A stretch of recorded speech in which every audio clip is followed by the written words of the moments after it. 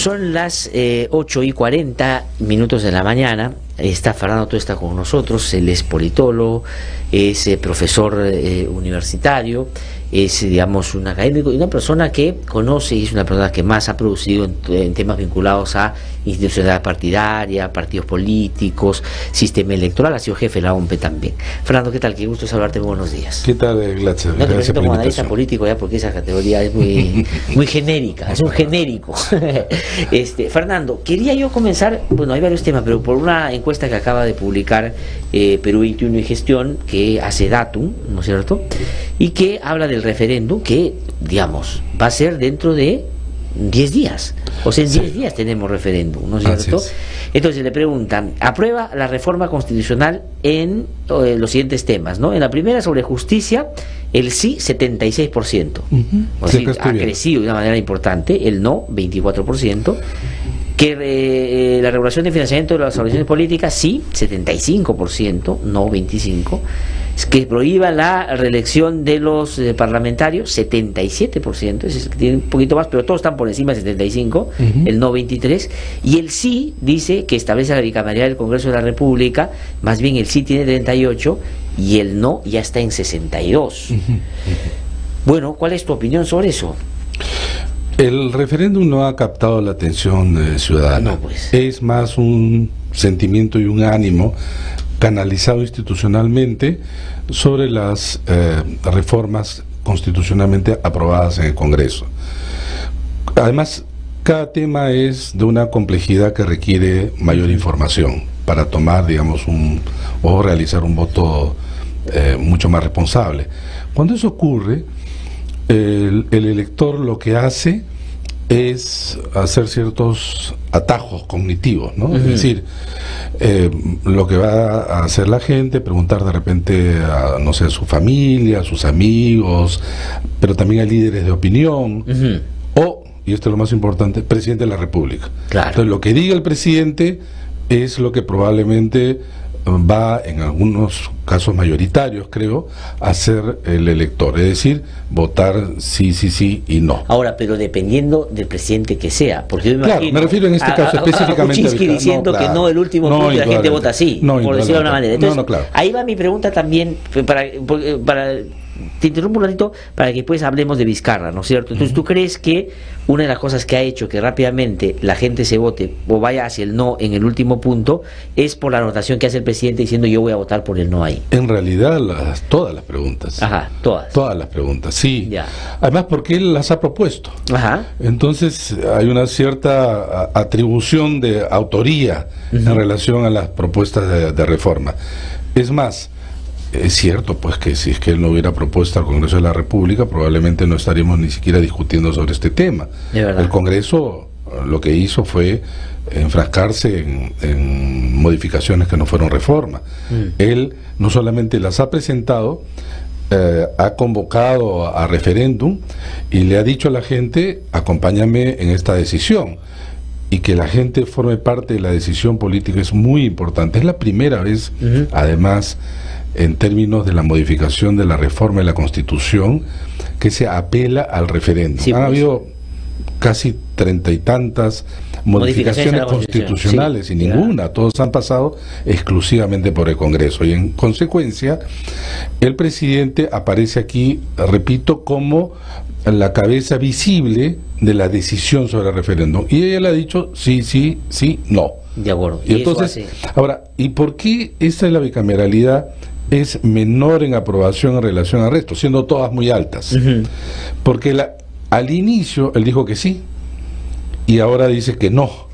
Entonces, sin embargo, la gente lo ha seguido. Y mira, las encuestas que se hicieron previo a este cambio era a favor del sí, claro, era a favor del sí, el momento y ha ido cambiando. No, sí. Y entonces ahí tú ves el poder de convocatoria y de persuasión que tiene el presidente de la República en relación al referéndum en general y en esta pregunta en particular. Sí, ahora, Fernando, y te quiero pedir tu opinión sobre por qué el presidente tiene esa influencia. Te pregunto por qué, porque esta misma encuesta que saca Datum hoy día se hace esta pregunta, dice, ¿qué nota del 0 a 20, tipo colegio, le pondría a la labor del gobierno el presidente Vizcarra en este primer año? ¿Ya? Dice, el impulso a los programas sociales, 10.1, es el que más tiene, ¿eh? La mejora de la educación pública, 9.9, el impulso de la inversión privada, 9.8, la reactivación de la economía, en fin, todos los puntos hasta temas de igualdad dispersos. Está por encima, sí, pero 9 llega hasta el 7.9, ¿de acuerdo? Entonces, ¿por qué un presidente que le valoran negativo, de 10 para abajo, en el hacer cotidiano, porque tiene una aprobación de 57 en una y más de 60 en otra? Porque creo que esta primera etapa está relacionada básicamente y centrada en las relaciones ejecutivo y legislativo. Ajá. Vale decir, en lo que va del periodo presidencial, ya tenemos un presidente que, digamos, renunció, pero en relación al Parlamento, y eso ha sido un costo alto, no solamente para el presidente saliente, sino para el Congreso, que se mantiene. Y el presidente Vizcarra lo que hizo es tomar distancia de ellos, es más, exigirle decisiones. Si no hubiera sido por el presidente, es más, los miembros del Consejo Nacional de la Magistratura probablemente estarían haciendo cola detrás del fiscal de la Nación para que vean su caso. Es verdad. Estarían ahora todavía actuando, si no fuera porque presentó, exigió, y así fue como se procesó a los miembros una sesión extraordinaria del Congreso para votar ese tema. Claro. De eso nos hemos olvidado, pero digamos era iniciativas políticas en el ámbito evidentemente de la justicia, pero iniciativas políticas al fin, que lo llevaron a tomar distancia de un Congreso también desprestigiado. Y entonces el presidente Vizcarra es el vehículo político por el que la gente expresa su rechazo también al Parlamento, ¿no? Y es cierto eso, además combinado con otras encuestas que han salido, cuando se le solicita al encuestado que responda sobre si aprueba o no su gestión, tiene una aprobación muy alta, pero cuando le hablan sobre el gobierno, esto es más baja, casi la mitad. Entonces una cosa es, además, o sea, y esa diferencia es muy pocas veces vista, generalmente está asociada, donde el presidente carga con el Congreso, cuando es para arriba, el gobierno también aparece bien aprobado, y cuando el presidente está mal, el gobierno jala para abajo. En este caso no, es muy diferenciado. Ahora, pero en esta encuesta, justamente siguiendo un poco esa línea de interpretación, dice lo siguiente, ¿no? La labor del gobierno, dice, en general Martín Vizcarra está haciendo un buen gobierno, un regular gobierno o un mal gobierno. Regular gobierno, 66% Vizcarra, mal gobierno 16% y buen gobierno 16%. Bueno, entre regular y buen gobierno está bien alto en realidad, ¿no es cierto? Pero después le preguntan, en su opinión, ¿el presidente Martín Vizcarra debería mantener o debería reemplazar al presidente del Consejo de Ministros, César Villanueva? 61% dice que debería reemplazar. Por eso, una cosa es el presidente Vizcarra y otra cosa es el más próximo incluso, que es el primer ministro, ¿no? Y quien está asociado, que en principio aparece también como portavoz del gobierno, dice lo que señala también el presidente. No habría en principio una disociación que sí aparece en relación a la opinión que tiene la gente. Pero nuevamente, creo que el 9 de diciembre se cierra un periodo. El periodo por el que el electorado le apoya, respalda lo que él diga en relación al referéndum. Ya casi no importa. O sea, no digamos, para conectarlo con lo que dijiste previamente, Fernando, se le acaba el eje Ejecutivo-Congreso. Yo creo que sí. Y a partir de allí es otra cosa. Claro, felizmente que suena la campana y suenan las campanas navideñas y entonces tiene un descanso, Navidad, Año Nuevo, viene el verano, generalmente un relajamiento de control de la opinión pública sobre el gobierno, pero también viene el recuerdo de los desastres naturales, que es el primer tema que va a tener así es, y entonces, y no sabemos cómo va a ser este verano, pero en todo caso, ya se le va a exigir la opinión pública ya resultados. Tenemos un presidente que a los 8 meses tiene un nivel de aprobación que no lo ha tenido ningún presidente, pese a que su presencia en el cargo no es un cargo, no ha sido por elección directa, sino por sucesión. Y sin embargo, pese a esa limitación que al inicio todo el mundo decía, tenemos adelante un presidente sumamente débil, se ha arropado ahora con el apoyo de la opinión pública, pero la opinión pública también le va a pedir inmediatamente ya resultados. Sí. Y ahí es donde, digamos, la situación ya es más compleja y difícil. Ajá. Porque aquel parlamento que está arrinconado y va a ser derrotado de alguna manera el 9 de diciembre, Ajá, va a tener justamente las balas con las que va a poder devolver al Ejecutivo pronto. de acuerdo. Y entonces, O sea, el 10 allí ya estamos hablando de otros temas. Y yo creo que el presidente debe estar pensando, ya no es el resultado del 9, porque creo que el resultado del 9 Se lo va a llevar. Se lo va a llevar de largo, ¿no? Y estas encuestas, y probablemente el domingo salga la última, Sí. Dan ya por hecho lo que va a pasar. Es qué se hace post 9 de diciembre, post referéndum. ¿Y qué te parece a ti, Fernando, debería ser esa segunda parte de un presidente, ya no vinculándose como el gran sancionador de la política y la mala justicia, sino resolviendo esta mala nota que tiene en la gestión misma? Es una combinación, ¿no? Ajá. El tema, hay dos aspectos que él se ha posicionado y que creo que debería de seguir. El tema de corrupción, o en todo caso anticorrupción, y el tema de las reformas. Porque lo que vamos a aprobar, o lo que se va a aprobar, o que presumiblemente se va a aprobar, en realidad no reforma. Sin porque duda.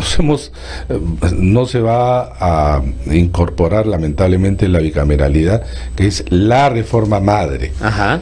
Sino otras menores. Y estas tienen que ser complementadas por otras reformas. Pero al lado de eso, políticas públicas. Ajá. Y ahí tiene que ver temas, como tú lo has recordado, el tema de educación. Y ahí sí tiene, digamos, adversarios sumamente fuertes y poderosos. Claro. En el nivel de la educación escolar está este grupo de presión mis hijos tan no te fuerte, metas. con mis hijos no te metas. Sí. A nivel de las universidades hay que darle ese impulso que el SUNEDU está digamos llevando adelante felizmente con éxito, pero que cada vez va a ser más difícil. Porque La etapa del dependiendo con cierre qué de las tipo de universidades. universidades vayas chocando. Así es, por porque si eso. chocas con la NN, que ya todos aplauden, pero de repente que choca con un consorciazo de esos grandes. Pero además, Claro. tú sabes que las 146 creo que son universidades, solamente están 54, licenciadas, sí, 54, Ajá. ¿no? Y ya se terminó el periodo. Sí. Entonces simplemente se está revisando, se han cerrado ya 3 Sí. y se van a cerrar algunas. Bueno, esto en realidad tenía que ver con el tema de el presidente tiene que seguir apoyando la reforma universitaria, la reforma de educación, que fue el talón de Aquiles del presidente Pedro Pablo Kuczynski, que le costó 2 ministros para empezar, ¿no? Sin duda. Entonces, Y lo que pero hubiera también podido ser su salud, tal vez salvación, si es que él se ponía sin firme duda, defendiendo claro esa que veda. sí, claro que sí. ¿No? Claro. Y tema de salud, muy importante, el tema de seguridad, que son los temas que se han mantenido como demandados, y donde el presidente va a tener que tomar medidas claras. Ahora, este es un presidente de las sorpresas, ¿no? Sí. Quizá el no tener partido, no tener bancada, etcétera, hace que también sus decisiones sean bastante poco conocidas, medio impredecibles, ¿no? Impredecibles, Claro, pero yo porque te digo, pero es que él ha optado, Fernando, me parece, de mi debilidad mi virtud. Eso es No tengo ciertamente, partido, no me han totalmente. elegido, Y eso no soy le nada. da Entonces, un él ha nivel ido de construyendo discrecionalidad. su propio personaje. Totalmente, y ¿no? ha ido creándose bases de poder. Ahora, base de poder que la única posibilidad que tiene es opinión pública. Sí. Y en ese sentido es bien parecido, ¿sabes qué? Guardando toda la distancia y cuidado que no quiero que se me malinterprete con él. Fujimori 90-92. Ajá. No tenía una gran bancada, tenía una bancada pequeña, la de Cambio 90, el Fredemo, Izquierda Unida, el APLA tenían unas bancadas mayores, no tenía un grupo social que lo respalde. Es verdad. Sin embargo, los caminos han sido distintos. No, pero ya soluciones que tenía se- sus Montesinos también. ¿ah? Claro, pero O me sea, refiero a ya- los caminos... políticos sociales, sí. No, justamente, pero el Sí, camino tiene razón. que articuló fue para el golpe de Estado.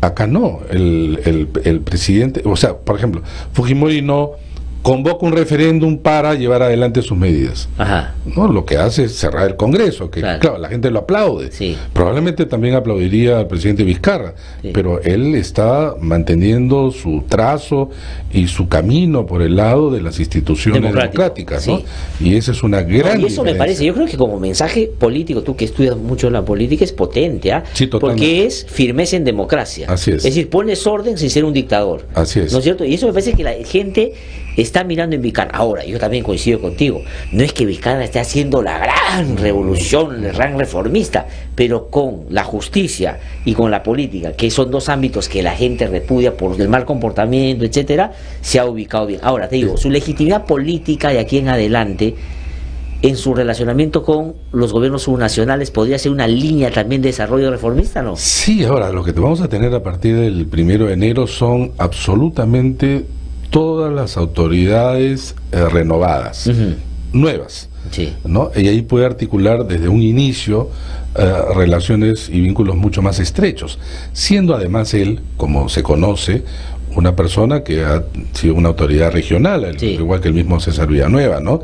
Y entonces les es más fácil, no aparece tanto como el limeño, ¿no? Y el presidente del centro que va hacia las provincias, sino ellos son de allí, y por lo tanto siempre ha tenido un mayor acercamiento o facilidad para acercarse, y creo que de la misma manera las autoridades municipales o locales y regionales ven en él y también en César Villanueva una proximidad bajo la idea que entienden más fuera de Lima, ¿no? Sí. Ahí tiene un punto de Ahí apoyo, yo me pero lo encontré puede con un hacer. presidente regional nuevo, de casualidad, en un evento, y se me acercó, o sea, estuvimos hablando, y está muy optimista con lo de Vizcarra, Seguro. porque me dijo, mira, han hablado ya, porque se han reunido, pues, ¿no? Han tenido, y él dice que el presidente les ha planteado una confluencia, una alianza, que ellos entienden que va a ser muy saludable para ellos también. Te quería preguntar por otras cositas en estos últimos minutos, Fernando. Lo de el presidente del Banco Central de Reserva, ¿no? Que se empezaba a meter, a hacer evaluaciones políticas, ¿no? Sí, sí. Bueno, primero sobre la corrupción, primero ha dicho que no afecta a la economía, y después se ha Después aclara. rectificado, ha dicho Sí, que en sí, realidad aclara. está diciendo que, si bien es cierto, hay que luchar contra ella, es un problema, pero no es que ya esté afectado impactando, se Así refería a es. eso. Pero ya, hasta eso se la puede salvar. Pero la anterior, de decir que Vizcarra llegó y que no estaba preparado, no sabe cómo gobernar, digamos, hasta lo puedes pensar, Ujú. porque es verdad, el presidente Pero él no es una está autoridad, preparado. pues. Pero Es una autoridad, del Banco es una Central de autoridad. Hay que tener Reserva, cuidado, ¿no? Sí, yo creo que Julio Velarde se fue de boca ahí.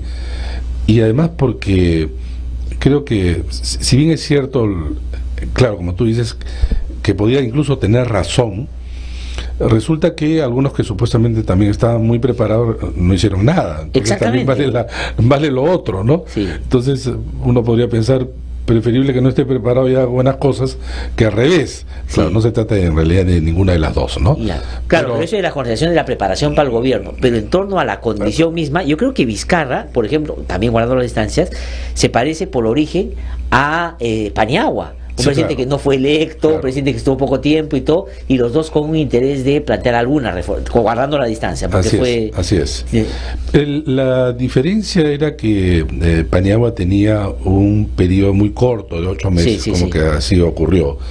El presidente Vizcarra tiene todavía pues hasta el 28 de julio del 2021. Sí, sí, sí, sí. Tiene la mitad del gobierno elegido en el año 2016.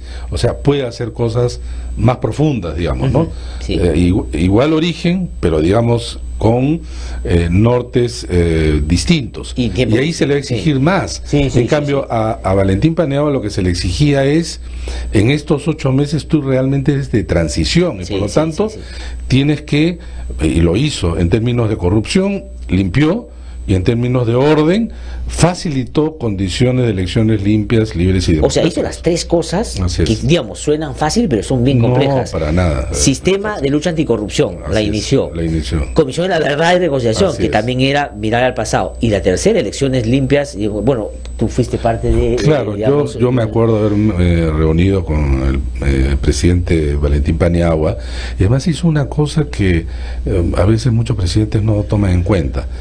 Él en realidad lo que ofrecía era condiciones para que las elecciones fueran limpiamente desarrolladas, pero no se metía con el proceso electoral. Sin duda. Entonces, el presidente no tiene por qué meterse, Sí. como que él era muy respetuoso, siendo además él un constitucionalista y profesor universitario reputado, respetuoso entonces de las reglas de juego, ¿no? Institucionales. Sí. Tengo que terminar, tengo 2 preguntitas No? para 1 minuto, pero cada pregunta podría tomarte un día en contestarla, así que te voy a pedir una. ¿Es una trampa lo que ha hecho el Congreso con esto de penalizar el tema del financiamiento ilegal de partidos para salvarse de lo que puede significar en años una persecución por lavado de activos? Sí, yo creo que ahí hay que volver a discutir, espero que el Pleno todavía no apruebe esto.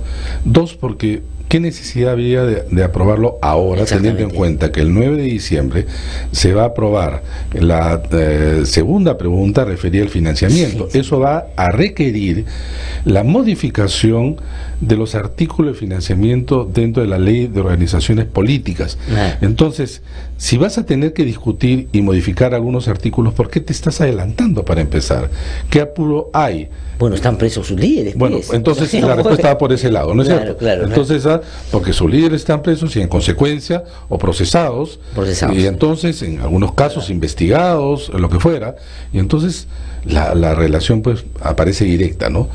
Y está bien que se les cuestione, y hay cosas que en algunos artículos, algunos aspectos es interesante, sí, pero otros no. Por ejemplo, felizmente que ahora lo que se ha retirado es que el fiscal en el proyecto inicial tenía que esperar el informe de la OMPE para iniciar su investigación. Sí. Imposible, pues le cortas los brazos al fiscal, público, claro. Además el Ministerio Público, el fiscal ha podido, y siempre lo ha hecho, actuar de oficio, sí, claro, no estar esperando un informe de la OMPE, además que la OMPE no investiga, sí, ¿no? Pero esa parte me parece que ya con las críticas, por lo menos se postergó la decisión, y si es que esto se aprueba en el Pleno, hay que observarlo bien en el detalle, y que el presidente de la República, si lo tiene en consideración, lo pueda observar, ¿no? La salida de Úrsula Letona en lo que cada vez es ya una debacle fujimorista.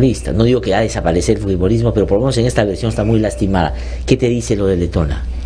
Bueno, la crisis profunda al interior de Fuerza Popular, siendo a Úrsula Letona, creo que conjuntamente con Miguel Ángel Torres, de los mejores cuadros que ha tenido Fuerza Popular, y sin embargo se han enfrascado en un lío con una persona que además es una persona difícil pues de prever, ¿no? Que es la señora Vilcatoma. Ellos se la llevaron así. Se la llevaron, aplaudieron cuando se salió, así es.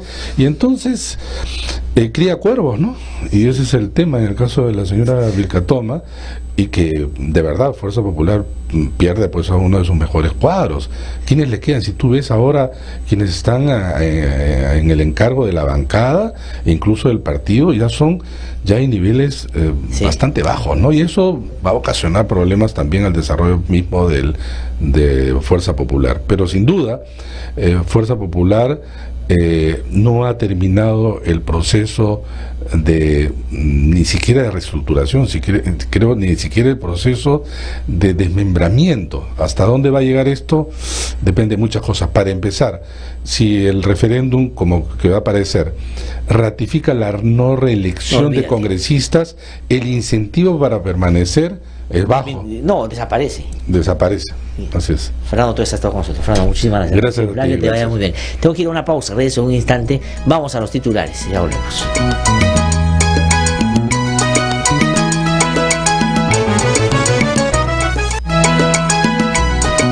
Ya regresamos en No hay derecho. No hay derecho, no.